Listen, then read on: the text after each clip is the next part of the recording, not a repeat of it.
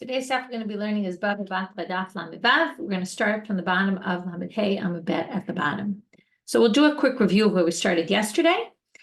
Rav Yehuda said in the name of Rav that a Jew who buys from a Gentile, and the Gentile had purchased land or supposedly purchased land from a Jew, since the Gentile doesn't have a chazaka on the land because we assume the Jew is too scared to protest, and therefore 3 years doesn't help, the Gentile needs a shtar.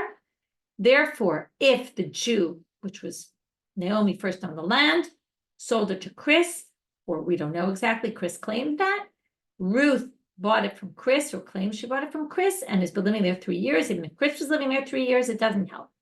Ruth needs a document, and really a document that proves that it was purchased from Naomi. Like Naomi comes back and says, Ruth, that's my land. Either document she purchased it from Naomi, which she claims she didn't.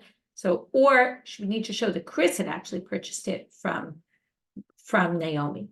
Without that, she can't have any ownership over the land. So we said, so now we're going to start with the last few words of Lamed Hamad Bet, Amarava, V'i Amar Yisrael. But if Ruth comes and says, Lediti Amar Liakum Deminach Zavna. Well, the Gentile, Chris told me that he bought it from Naomi, Meheman, she's believed. Now this is preposterous, and the Gemara is going to say so. I don't understand. Mi kamidi di ilu akum amar. If Chris had said himself that he bought the land from Naomi, he wouldn't be believed. But Ruth says, Chris told me, that's enough? Of course not. In other words, hearing directly from Chris would obviously be more than hearing from Ruth, who heard from Chris. So, and obviously Chris is not believed, as we said. So therefore, Ruth certainly can't be believed. Therefore, Ela Amar Rava, so we're going to rephrase what Rava said. Rava must have said this. Amar Yisrael kamedidi zavna akuminach. If Ruth says, I was there and I saw Chris purchase it from Naomi, and then Chris sold it to me, and I've been living here for 3 years, meheman. Ruth is then believed. Why is she believed?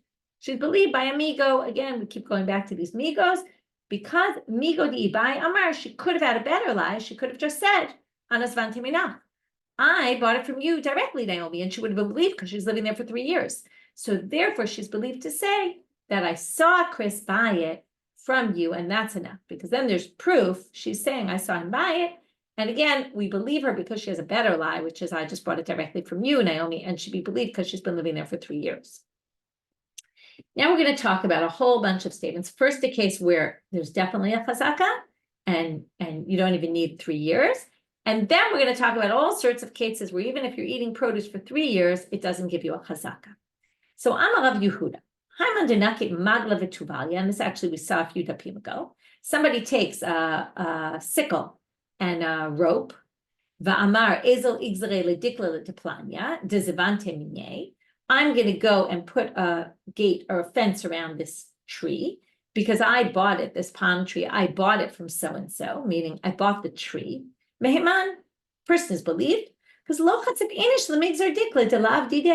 what reason is this person believed? Because no one, it's just not typical behavior that no one would have the audacity to go in someone else's field and start picking their fruits and pretending it's their own. So if this guy goes in and starts building a fence around in someone else's field, we assume they're telling the truth. It's very bizarre someone would do that if they weren't really the owner. Now we're going to get to all the cases where we don't think someone has chazaka, all sorts of exceptions to the rule. And most of this is based on, or maybe even all of it, that again, the whole idea of chazaka is we assume the owner would have protested. And if the owner didn't protest, then we assume that means they were okay with the person there because the person must have bought it. Now, in these cases, we're going to see that not protesting is an irrelevant factor because there was no reason for them to protest, as we'll see. Amar Rav Yehuda.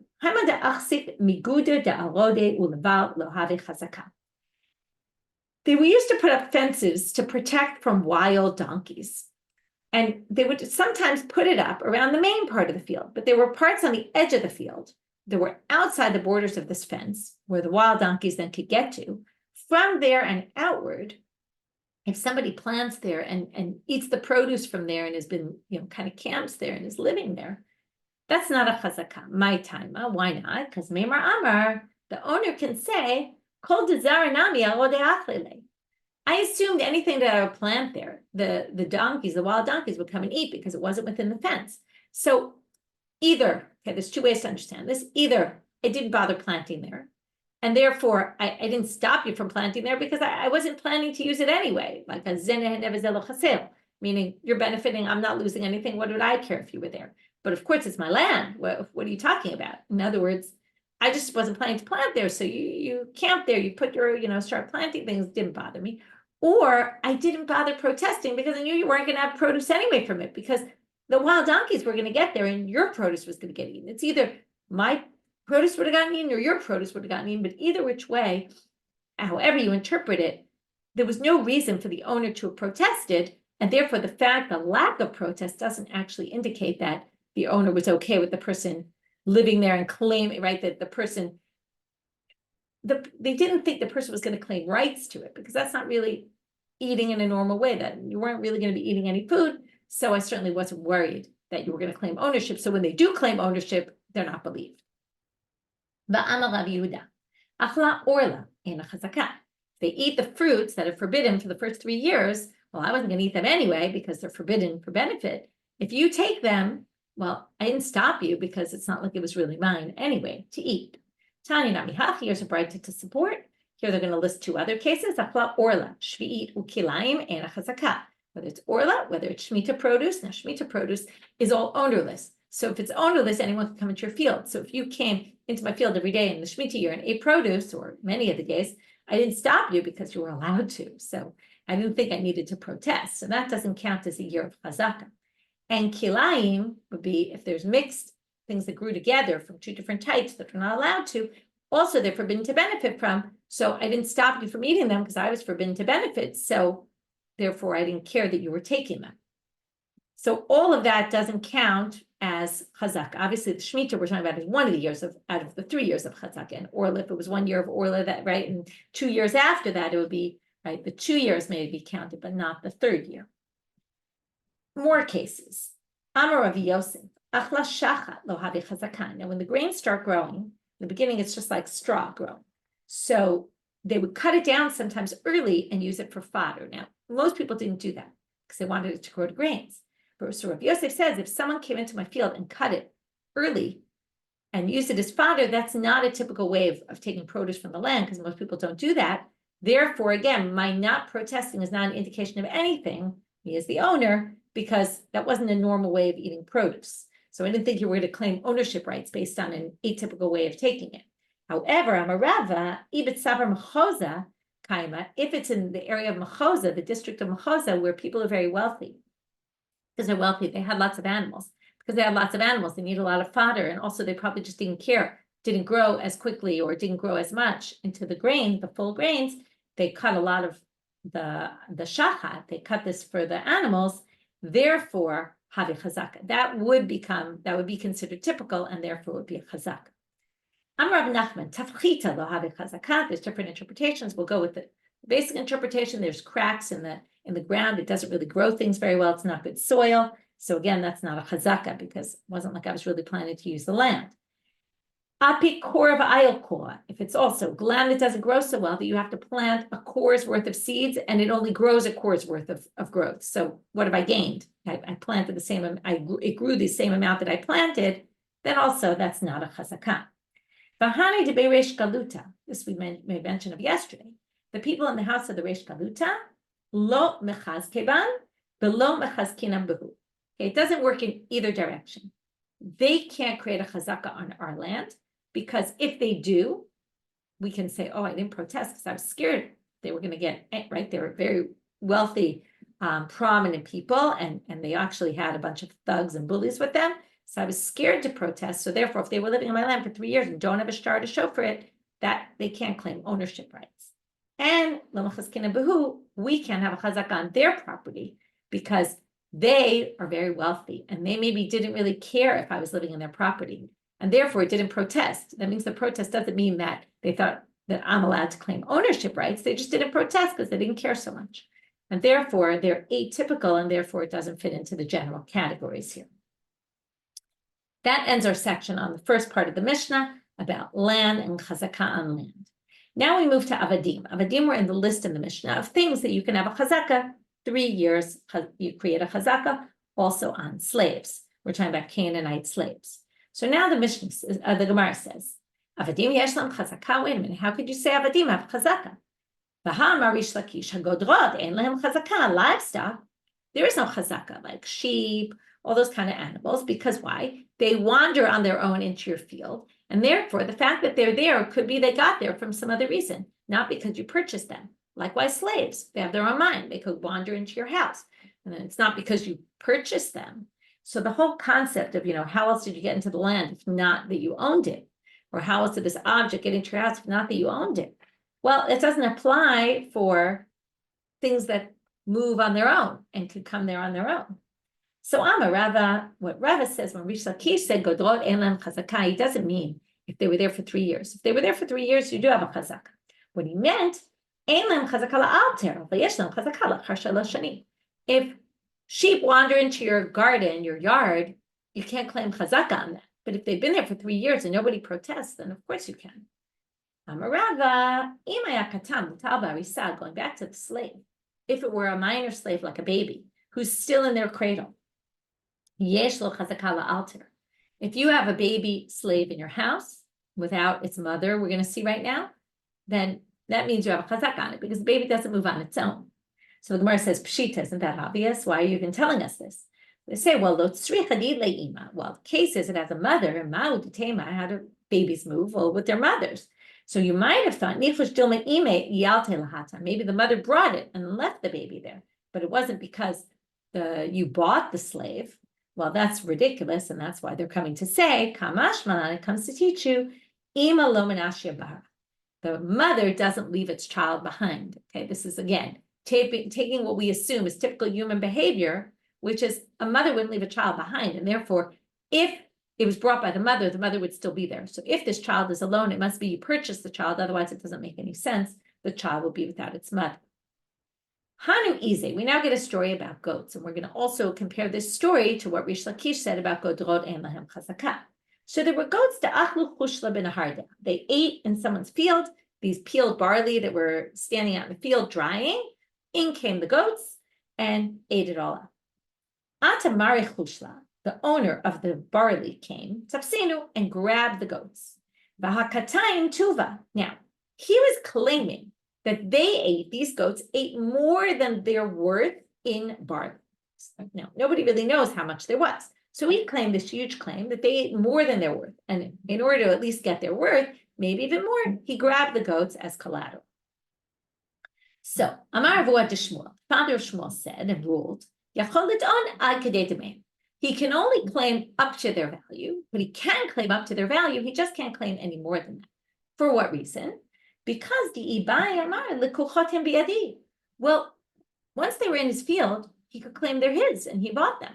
So once he grabbed them in place of his barley, he's believed at least to keep the sheep, because instead of saying they ate his barley, he could have had an easier lie, which is I bought the sheep, the goats. Sorry. So now they say, wait a minute, how could he claim rights to the goats if they wandered into his field, right? Didn't Rish Lakish say there's no chazaka for livestock? So how could he have rights for these goats? To which they say, Shani Ize de Mesira legoim. Goats are different because they're always with their shepherds. So there's no way the goats would have wandered in on their own, and that's why he can claim chazaka. Now, in this case, they happen to have wandered. It's a little bit of a weakness in the story because they did come into his field, but okay. The point is, he's believed because we assume that goats are with their shepherds. They don't wander off. So they're an exception to this rule of Godrot. So the Gemara says, what are you talking about? Hayikatsafru panya, but there's the morning and the evening when the shepherds take a break and they leave their animals for a bit, and then the goats could have wandered in. So the answer, no, but Naharde Taya Shliche, this happened in Naharda, and there's a lot of these Arab merchants who are known to steal them, and Miyada Liyada Mishlami. They make sure that when they leave and go on a break, someone else is watching them. And therefore, it's unlikely that goats would wander in on their own. And therefore, even though this did happen, but this person is believed once he grabbed them to say they ate, again, only believed up to the value of the goats, that they ate this amount of barley in my field. He can get the value of the goats because he would have been believed to say that he had a chazaka on them and he actually bought them.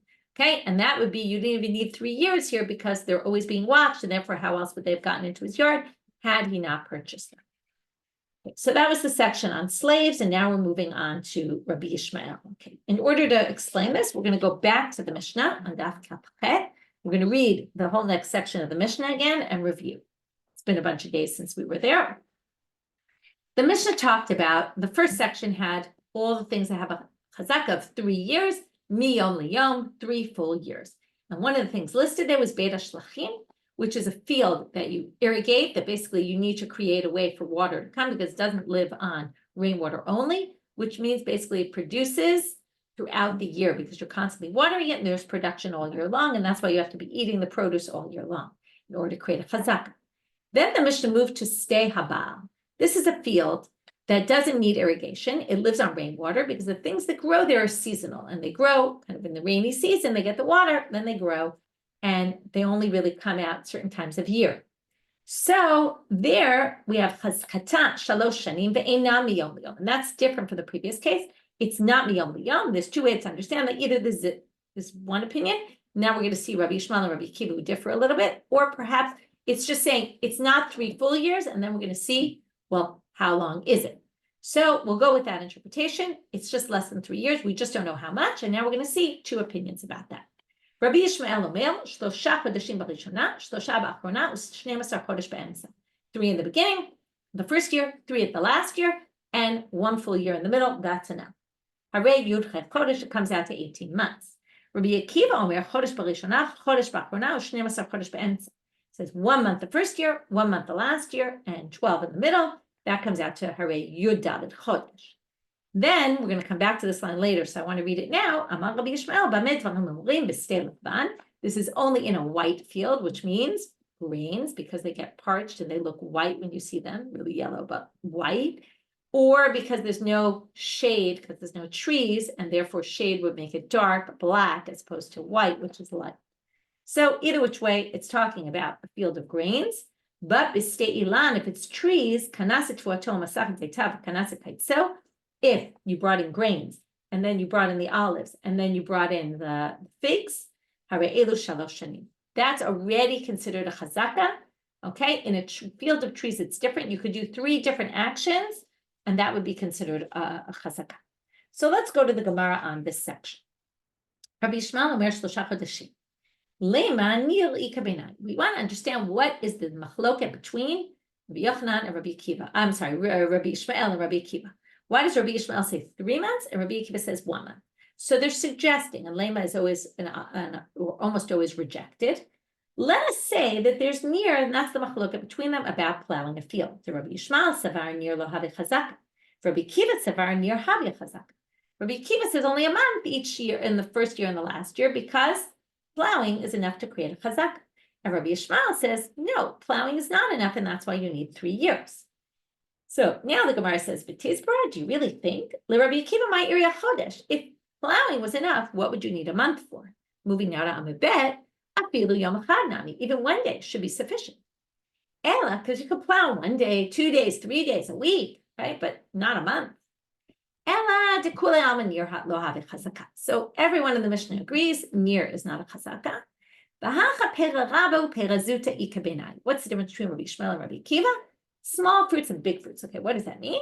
So the Rashbam explains that Rabbi Yishmael thinks that things need to be more completely grown. Okay, and therefore you need 3 months. Why 3 months? Because the quickest something could grow, like barley and shibolet shual, spelt, and adashim, lentils, can grow in 3 months.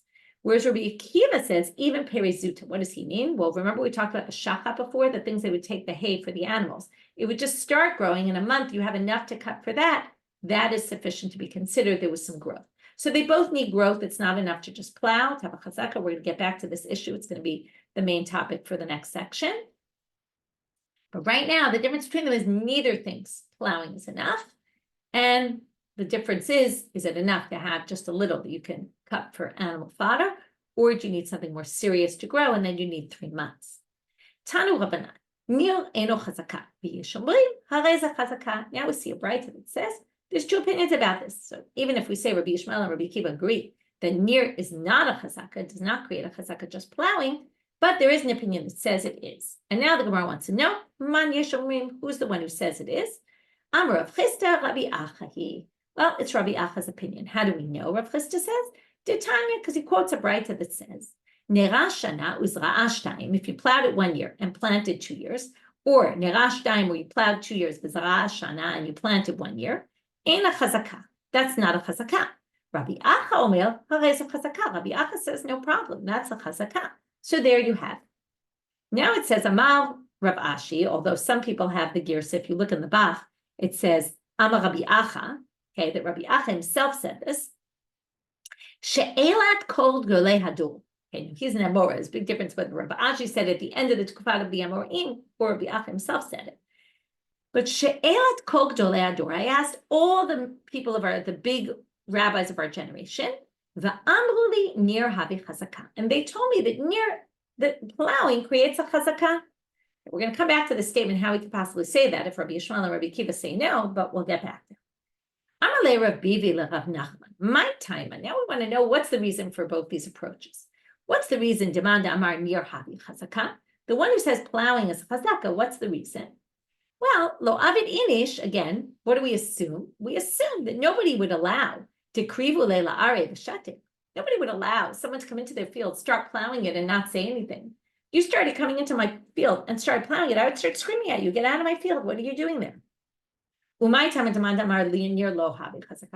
the logic for the other side? It says this isn't a chazakah. Well, the owner could say, any row, any furrow that you plow is helpful to me. Maybe I'll see you plowing my field and I'll say, hey, this is great. Someone's coming and doing all my work for me. Fabulous. So those are the two approaches. Now, you would have to say the following. If I see you planting in my field, I'm not going to say, oh, that's great, you planted in my field, because then I know that you're going to claim rights to it. But just by plowing, you haven't really done anything. All you've done is gotten it ready for planting. Nothing's growing yet. So I don't really think that you're going to assume ownership and start claiming you're an owner. And therefore, by plowing alone, according to the second opinion, that's not enough to create a chazakah, because again, I just assumed that you weren't going to claim ownership, and therefore I didn't see a need to protest. Plus, it was good for me. So now the people in Pum Nahara sent to Rav Nachman, the son of Rav Chisda, Yilamdenu Rabbeinu, please teach us. Nira havi chazaka or lo havi chazaka, right? We've been hearing conflicting things. What's the story? Amar lehu Rabbi Acha v'chol gdolei ador amrei nira harei ze chazaka. So Rav Nachman Bar Chisda answers and says, the rabbis, all the great rabbis of our generation, and Rabbi Acha, and all the great rabbis of our generation said that Nir is a chazaka, and therefore it is. Amar Rav Nachman Bar Yitzchak.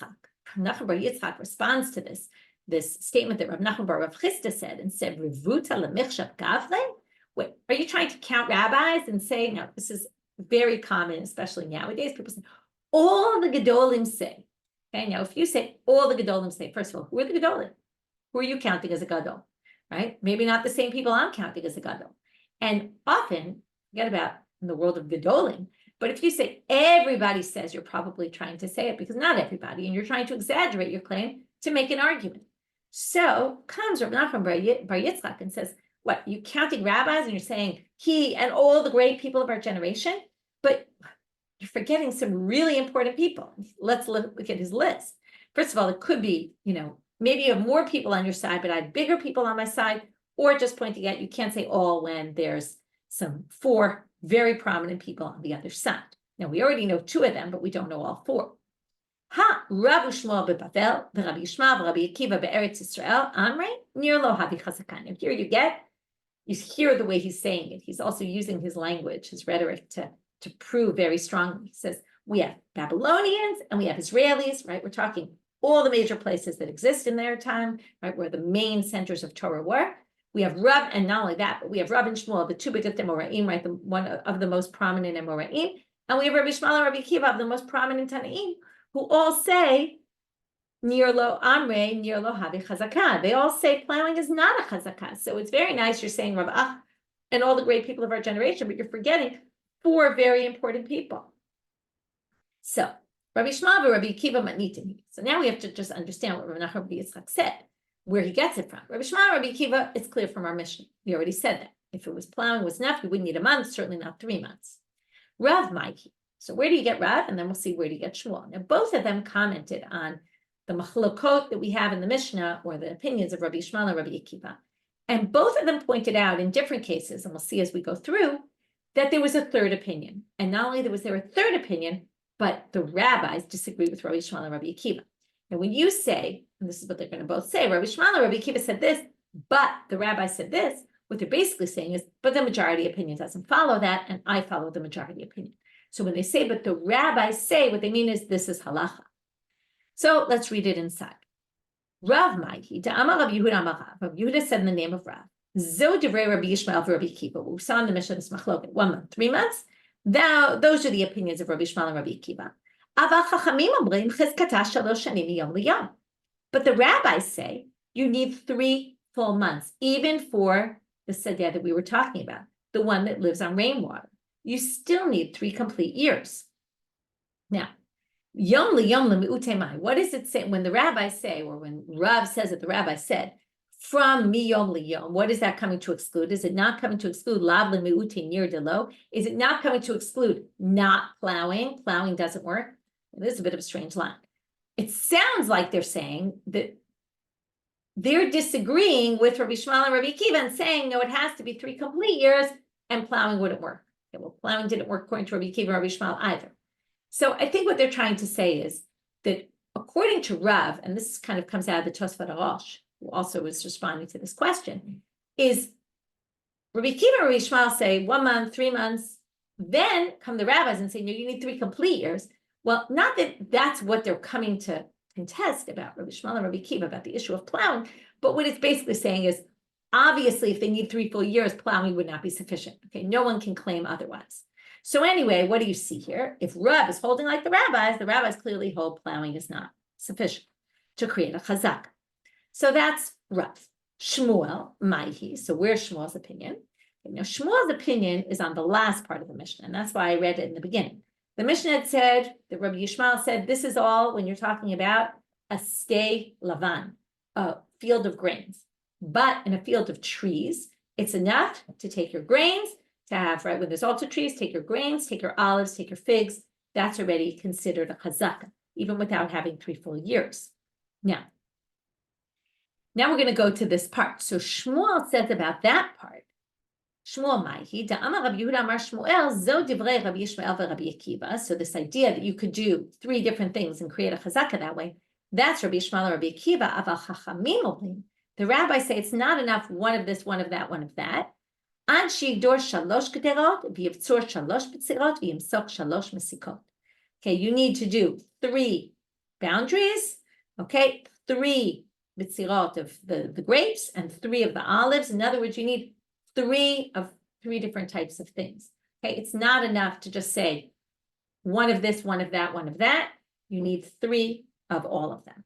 Okay, and then you can have a chazaka. So now they say, 1 second, just want to check one thing. Right, what they're saying is because each one is a different time of the year, so you would have to do 1, right? Collect all the stuff 1 year, collect all the stuff another year, collect all the stuff another or season. Okay, you would need 3 seasons of each. Now, what do you see here? It's obviously not enough to plow, according to the rabbis, according to Shmuel, and Shmuel holds like the rabbis here because he's basically saying, I'll hold by the rabbi's position. Plowing is clearly not sufficient. You need to reap 3 seasons worth. So now they say, my benayu, before we finish this section, what's the difference between Rav and Shmuel? Now, Rav and Shmuel didn't talk about the same thing, okay? But they still seem to think there's a difference between them. Amar Abaye, dekel na'ara ika benayu. Some people have she'oseh shalosh pa'amim b'shana. Most people get rid of that version. But the point is, if you have a tree that produces a few times a year, or more than once a year, then you could create a chazaka in less than 3 years, according to Shmuel, because you would have, right, basically Shmuel saying 3, well, 3 would mean 3 could be in a span of 1 year, or 3 could be in a span of 2 years. You could actually create a chazaka, where Shmuel says the rabbis say you need 3 full years, so that wouldn't work. Okay, even though they're different cases, still it seems like there's this idea of having 3 years. Okay. Next, And this is, we're only going to get started on this. As you can see, we're at the end of the daf. Amar Rabbi Yishmael, Bameh Dvarim Amurim B'Stei Lavan. Now we're going back to this line about the Stei Lavan, how you could do the grains, the olives, and then the figs. So Amar Rabbi Yishmael, Bameh Dvarim Amurim B'Stei Lavan. Amar Abai, Mid Rabbi Yishmael Nishma L'Rabbanan. From Rabbi Yishmael, even though the rabbis didn't necessarily agree with him, but you can learn something about the rabbis must agree about this point, and we're going to have to see how he gets this in tomorrow's daf. If you had 30 trees in a field that in every space there was the size of a se'ah, right, that could grow a se'ah's worth of produce, you planted 10 trees. So you had 10, 10, and 10. Now, if you remember, in a field of trees, what did Rabbi Yishmael say? You just need to do one from here, one from there, one from there, and that's already a chazaka. You don't even need 3 years. But they say the rabbis will agree with one point, that you don't need 3 years of everything. You don't need to have, for something to be considered a year, you don't have to, or right, a year of chazakah, you don't need to have eaten from every part of the field or taken the produce from every part of the field. But if 1 year you took from those 10 trees, the next year you took from the other 10 trees, and the next year you took from the other 10 trees, still the rabbi need 3 years. Rabbi Yishmael said, do one in 1 year and you're fine. But according to the rabbis, no, you would need 3 years, but you could still do one, and one. You don't have to eat every year from all the trees. And this is something we're going to deal with more in tomorrow's daf. First, we're going to see how we get it. The rabbis will agree with Rabbi Yishmael about that point. Then we'll discuss the issue. Okay, review of today's daf. So we started with the Jew buying from the Gentile, and we did see a case where a Jew could buy from a Gentile and be believed if they claim, I saw the Gentile buy it from the Jew, and then I bought it from the Gentile. Then it would work because they believed to say, I'm living here 3 years and I bought it directly from the Jew, and therefore, again, believed by amigo. They had a better lie, an easier one, and they didn't use it, so therefore they're believed. Then Rabbi Yehuda brought all these cases, one where there is no, where there is a chazaka, without even needing 3 years, because no one would have the audacity to come and start putting up a fence around your tree or picking your fruits. So if you go pick someone's fruits, we assume you must be the owner. Again, we discussed this a few dapim ago. And then a whole list of things that if you eat on the field, the fact that they didn't protest doesn't really, it's not an indication of anything because they didn't see a need to protest and therefore you actually don't have a chazak. Then we went to slaves and we said, how does that work with slaves have a chazak after 3 years, but what about livestock doesn't? And then we said, actually livestock does after 3 years, just not immediate. But we did see the case with the goats where there was a chazaka immediately, and that's because we assume that goats and they're never left unattended, and therefore how else would they have gotten there if you hadn't purchased them?